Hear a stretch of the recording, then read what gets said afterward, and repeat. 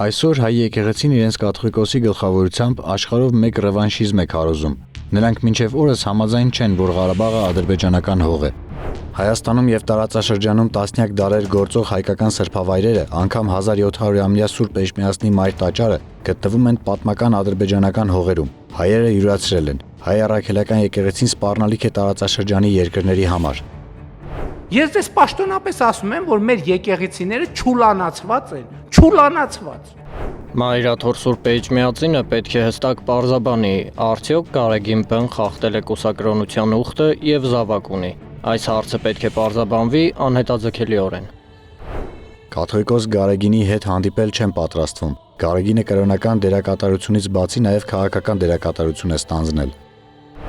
Մեզ անհրաժեշտ է գործուն քայլեր ձեռնարկել Մայրաթոր Սուրբ Էջմիածնի վեհարանը ազատելու եւ կաթողիկոսական նոր ընտրություններ կազմակերպելու ուղղությամբ։ Այս փուլում պիտի ստեղծենք համակարգող խումբ վերը նշված օրակարգի կազմակերպչական հարցերը կարգավորելու համար։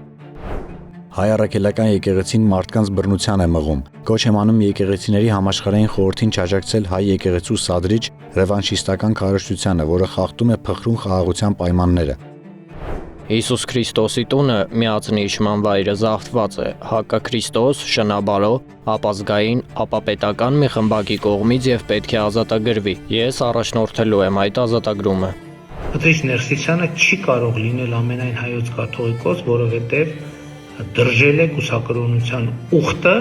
եւ այդ փաստի բերումով կարգալույծ է։ Հետևաբար կարգալույծը չի կարող կարգալույծ անել։ Պատրիչ Ներսիսյանը կաթողիկոս չի։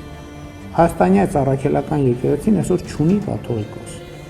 Կա մարդ, որը ապոնինի ձևով գտնվում է այդ կարգավիճակում։ Մենք ակնկալում ենք, որ Գարեգին Բ կաթողիկոսը իսեր մեր եկեղեցու եւ մեր ժողովրդի սթափ կգնահատի ստեղծված իրավիճակը, չի տանի մեր ազգին ու մեր եկեղեցին ավելորդ ցնցումների, կամովին հանգստյան կկոչվի եւ այդ կերպ հնարավոր կլինի նոր ընտրություններ կազմակերպելու։ Ես կարծում եմ, որ Սրբազանի մասով իր երթումը միայն Աստծուն է եւ մեզ որևիցե մեկը ոչ երթում տվել է, ոչ է մենք դրա ցանկությունը ունենք։ Մենք դրա ցանկությունը չունենք։ Մեր համար